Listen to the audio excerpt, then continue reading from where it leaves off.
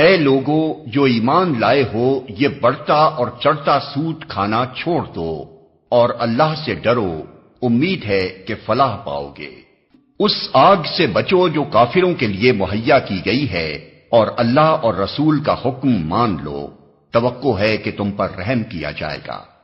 دوڑ کر چلو اس راہ پر جو تمہارے رب کی بخشش اور اس جنت کی طرف جاتی ہے جس کی وسعت زمین اور آسمانوں جیسی ہے، اور وہ ان خدا ترس لوگوں کے لیے مہیا کی گئی ہے جو ہر حال میں اپنے مال خرچ کرتے ہیں، خواہ بدحال ہوں یا خوشحال، جو غصے کو پی جاتے ہیں اور دوسروں کے قصور معاف کر دیتے ہیں۔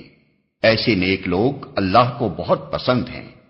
اور جن کا حال یہ ہے کہ اگر کبھی کوئی فحش کام ان سے سرزد ہو جاتا ہے یا کسی گناہ کا ارتکاب کر کے وہ اپنے اوپر ظلم کر بیٹھتے ہیں تو اللہ انہیں یاد آ جاتا ہے اور اس سے وہ اپنے قصوروں کی معافی چاہتے ہیں، کیونکہ اللہ کے سوا اور کون ہے جو گناہ معاف کر سکتا ہو، اور وہ دیدہ و دانستہ اپنے کیے پر اصرار نہیں کرتے۔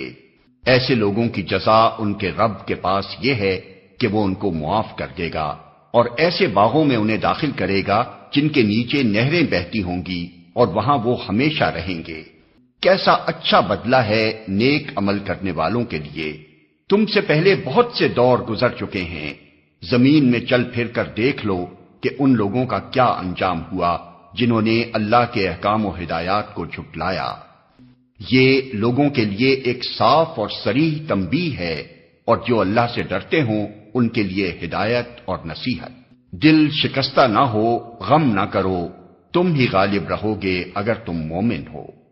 اس وقت اگر تمہیں چوٹ لگی ہے تو اس سے پہلے ایسی ہی چوٹ تمہارے مخالف فریق کو بھی لگ چکی ہے۔ یہ تو زمانے کے نشیب و فراز ہیں جنہیں ہم لوگوں کے درمیان گردش دیتے رہتے ہیں۔ تم پر یہ وقت اس لیے لایا گیا کہ اللہ دیکھنا چاہتا تھا کہ تم میں سچے مومن کون ہیں، اور ان لوگوں کو چھانٹ لینا چاہتا تھا جو واقعی راستی کے گواہ ہوں، کیونکہ ظالم لوگ اللہ کو پسند نہیں ہیں۔ اور وہ اس آزمائش کے ذریعے سے مومنوں کو الگ چھانٹ کر کافروں کی سرکوبی کرنا چاہتا تھا۔ کیا تم نے یہ سمجھ رکھا ہے کہ یوں ہی جنت میں چلے جاؤ گے، حالانکہ ابھی اللہ نے یہ تو دیکھا ہی نہیں کہ تم میں کون وہ لوگ ہیں جو اس کی راہ میں جانیں لڑانے والے اور اس کی خاطر صبر کرنے والے ہیں۔ تم تو موت کی تمنائیں کر رہے تھے، مگر یہ اس وقت کی بات تھی جب موت سامنے نہ آئی تھی۔ لو اب وہ تمہارے سامنے آ گئی اور تم نے اسے آنکھوں دیکھ لیا۔